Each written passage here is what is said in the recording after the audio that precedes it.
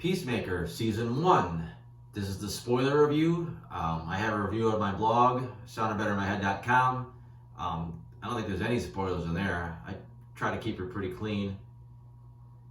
I ended up giving this show a 4.5 out of 5. I kind of went back and forth, but just going with a solid 4, or even at one point I thought about giving it a 5, but it's got enough flaws that it's not perfect, but it also makes up for a lot of its, the sum of the parts kind of just make it so much more entertaining show that it's still going to get a higher grade, if that makes any sense. The show basically continues right where, more or less right where Suicide Squad left off, or The Suicide Squad, or Suicide Squad 2, whatever you want to call it. And it kind of takes a little while getting to where it needs to go, but that's fine with me. Like, this is one of the shows that's just fun to watch. Like, every week you look forward to watching it, but it's not like there was a big cliffhanger. It's not like I can't wait to see what happens next, or I can't see where the story goes. For the most part, you're just kind of having fun watching the characters interact and do goofy stuff, and it's just fun to watch everybody. There are points where you're kind of like, wait, where's the plot going?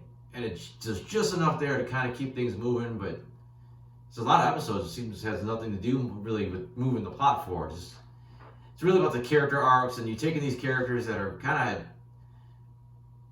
of, assholes or douchebags or just hard asses, and trying to flesh them out, make them feel more like a little more human, and give them these like great character moments that that are pretty moving at times.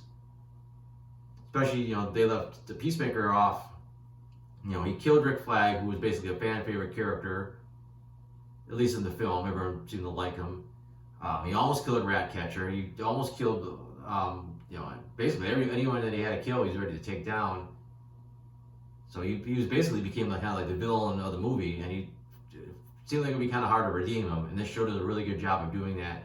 And John Cena is pretty much perfect for the this version of the character. One thing that I noticed Cena will do any of his acting gigs is he seems to be down to do whatever it takes to to make it work. If he's got to dance in his underwear, he'll do that. If he's got to be the butt of a joke, he'll do that. He'll kind of seem like he's willing to say or do just about anything. He kind of has almost no shame in doing what it takes to get the job done. And I think that works great with his character. For the most part, when it does call for some serious acting, he's able to nail it, because he doesn't overact for the most part. There's a couple parts where he overacts, and that kind of kills it, but in a bad way. But there's parts where he just keeps it just enough, just on the surface, to like really sell his character and feel these emotions. And then obviously, with his physique and his pro wrestling background, all the superhero stuff looks pretty legit. Like, this guy looks like he could go out there and wreck shop.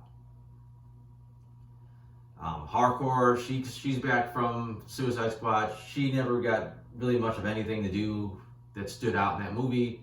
Here, we get to see her being a badass. We get to see, she doesn't have as good of an arc as everybody else, but she's a little bit more well-rounded character, and she's not as like off the deep end as some of these other people. Economist is back. He's good for comic relief. He gets a little bit of an arc late, where you kind of dig into what makes him tick. But he's, like I said, he's just more there for the comic relief.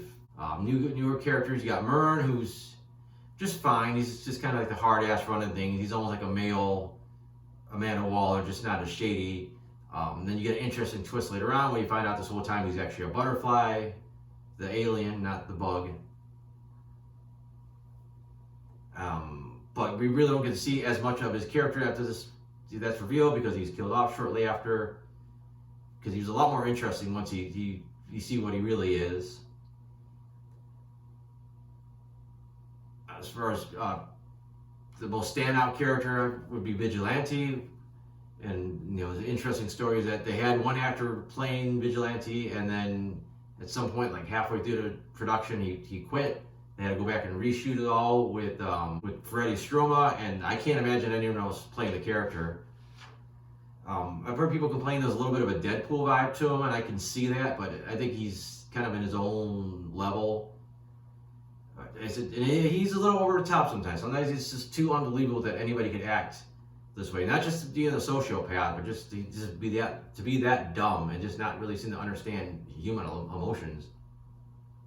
But he's got some hilarious moments throughout the show. He nails the action stuff. He has a couple quick moments where you kind of see, the vulnerable side of him. But the problem is there's just not enough to make him feel like he's a real person. He still feels like he's like a cartoon character for a lot of the time. Again, it's like Deadpool. Deadpool felt like a cartoon, but there were moments where he grounded it and you felt like this is still a guy just kind of acting goofy. Where Vigilante really doesn't get that. And the only other real major character, and he's a sort of a villain, would be Peacemaker's father, Augie, also known as the White Dragon. I almost feel like he's a little bit wasted. It seems like almost like he could be saved for like a season 2. They kind of rushed through it, him going back to being the White Dragon, him trying to kill his son, him being killed himself. Although it does lead to, from what I know about the comic books, because I haven't read any Peacemaker stuff, in the comics, his father was a Nazi who committed suicide, but Peacemaker kind of sees him in his head, like he's always in his head, fucking with him. And it looks like that's the route they're going with Augie now. And they just took a different character who was the White Dragon, and they made him, Peacemaker's dad. Overall, the show looks pretty good. Like I said, movie quality effects. Eagly's a decent character, but for one, I think you kind of lose something because he's CG, and because you know what a real eagle is supposed to look like, when the CG slips, it's a little more noticeable. But he was fine. He was kind of somewhere like a baby group kind of role, like doesn't quite understand what he's supposed to do, but he's enough that he could, back the team up occasionally when he needs to. I thought the action scenes, there wasn't a ton of them, but they were pretty good. The show was violent as all hell. There's a lot of blood, a lot of dismemberments, there's tons of swearing, there's nudity, like, naked boobs, naked butts, a picture of a vagina. This is not a show for your kids unless you don't mind them seeing all that shit. And I said the script overall is pretty solid. It's typical James Gunn. There's some funny moments, but there are jokes that he thinks are funny that they're really not, and he keeps kind of pushing them, and it just doesn't work. Didn't work the first time, it doesn't work, the second and third time. And then there are jokes that do work that you kind of keep going a little too long. I know he let him do some ad-libbing, especially Cena. Cena got to kind of roll with it, but for the most part, the humor worked. And as expected, there's a pretty unique soundtrack. It's made up of mostly songs people probably never heard, but it brings something unique because it's like they're songs that you haven't heard, and they tend to, make the show feel like original, even though it's not even an original score. And of course, the opening dance number we see every week was pretty awesome, pretty well done. To be honest, I kind of skipped it after the first episode, but it was a pretty clever intro to the show. Didn't care for any of the post credits. Basically, every post credit scene seemed to be a cut joke or something that went on a little bit longer, and they just saved it for the mid credit scene or post credits. Nothing special about really any of those. Like I said, the plot in general was okay. It started off pretty weird, like they got assassinated the senator, then it turns out the senator and his family are aliens, and they're trying to fight off this alien invasion. And then once that kind of kicks into high gear, it gets pretty interesting, like plot-wise, because a lot of that's just kind of in the background. And then it wraps up a little too quickly, but as I said, it's not what the show was really about. The show was more about the character's journey, and I think that was Peacemaker finally getting to like a place where it's more acceptable to him to have close friends that he cares about than peace at all costs. But I think that's all I really want to say about the overall show, but I will go through my notes and see what's worth mentioning. Nice back and forth in the first episode between Cena and the janitor, just kind of getting the audience back on track where things are at and who's who. Again, a good example of a thing that went on a little too long. After Cena hooked up with the girl from the bar, or Peacemaker, I should say, they had a whole sequence where he's kind of singing in his underwear to some soundtrack or to some music, and then eventually he almost gets killed by this butterfly. But the thing just went on a little too long. It's like, okay, the jokes, we get the joke. He's singing in his underwear and he's trying to let his guards let down, and he gets attacked, but it's a little too long. Fight scene between those two was pretty decent. It was actually pretty violent with the way she was getting at him with the knife. Pretty awesome the way he took her out with the sonic boom helmet. Just, it was a great start to the season with that first episode. And there's a little, again, it went a little too long, him trying to escape out of the apartment. There were some funny moments, him with that couple, was some good stuff. But overall, just him stopping and collecting this random shit that he wanted to keep instead of just getting important stuff. Like I said, it went on just a little too long. Fun little sequence of Vigilante and the Peacemaker bonding over blowing shit up and apparently having a threesome. But nice little, light moment and kind of getting you to know who Vigilante is. Thought the White Dragon costume looked pretty good, looked pretty comic accurate. I said I don't know anything about the character besides what he looks like and that he exists, but looked good. Thought it was funny with Vigilante making all these crazy faces when his mask got pulled off to try to disguise himself. I thought it was a really good moment for Vigilante when he was in jail. I like the way he carried himself. I like how he set up the white supremacists to attack him. The way he kicked their ass was really well done. Even that was his big emotional moment afterwards when he got out and he realized he made things worse. Because after that, you really don't get any much insight into his head, except that he's just a psychopath. And there's a whole thing where they're doing this PowerPoint showing Peacemaker what the butterflies are, and he's making fun of economists, and it's just him being an asshole for the most part, and the jokes just really don't land. They just kind of keep overdoing it.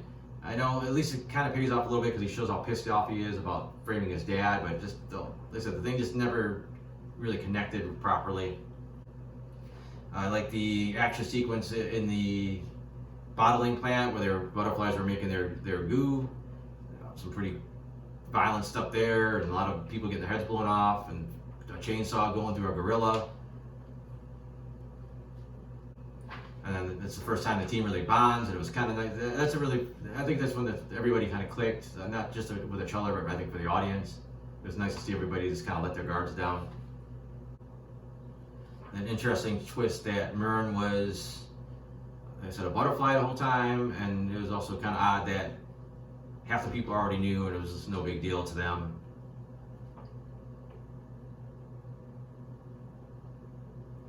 The whole classroom scene where they brought Peacemaker in as a show and tell, I don't know, that really went nowhere. It kind of hinted towards his tragic origin, but it seemed like a weird way to do it. I wish that whole thing would have been explained a little bit better. We know they were fighting, he hit his brother, and then somehow he did it in a way that killed him. I don't know exactly what he did that, why he died like that. They never really got into why. Did Augie always hate his son, or did he only really hate him after he killed his brother? They never really got into any of that. Why did he love the one kid and just hate the other one?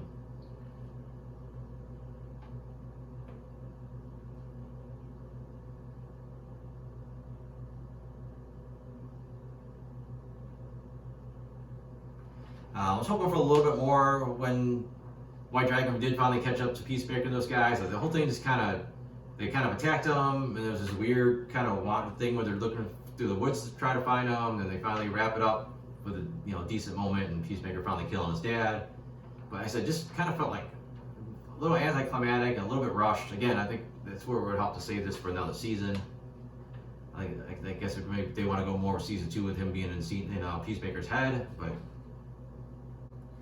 I really thought the moment where they're trying to convince Eagly to fly the helmet and drop on the barn was very Baby Groot, inspired. Trying to explain it to him, he may have not. You think he gets it, you think he doesn't get it, and he looks like he got it, and then he didn't.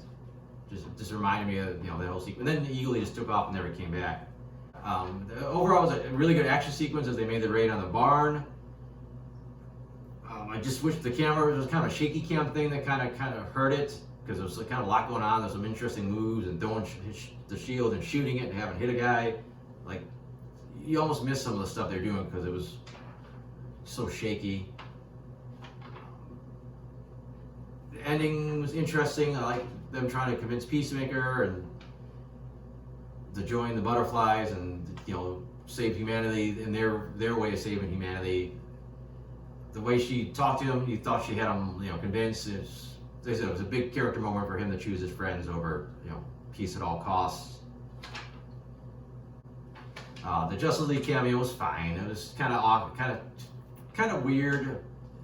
It's definitely something that would have happened in a comic book though. Like the Justice League would show up at the last minute, and they didn't need them anymore. It was a little weirder seeing it in live action, especially because they had body doubles for Superman and Wonder Woman, so you don't even get to see them. But I was pretty shocked that they actually did get Aquaman and the Flash, the actors from the movies, not just the characters. I was pretty surprised that Waller's daughter just spilled the beans on everything, on her mom, about the Task Force X, and everything that they're doing. Like, it was kind of out there to bust all out into the public. I don't know where that takes her and her mother's relationship going forward. We did get a couple cameos from Waller in the show. She doesn't take too kindly to this kind of stuff normally, but with her being her daughter and with her being in the spotlight now, I don't know where that goes. That's really about it. I don't got a ton of stuff I want to say. I thought this show was enjoyable. You watch it for like the character interactions and the jokes and the humors, but also the character arcs are pretty well done, and the plot actually does pick up as it goes on. There's some really cool moments and some really cool visuals. I didn't mention during the notes, but I love the visual of all the butterflies coming into the police station, and the music that it was set to is like really well done. And then you're cutting back to White Dragon, gearing up for her first time in who knows how long. That's about it. Like I said, I got the non-spoiler version of this up on my blog, soundbettermyhead.com. It's probably a little bit more structured than me just rattling on like this. I got some other reviews on there. I have my comic strips on there, so if you want to check that out, that'd be great. Other than that, thanks for watching.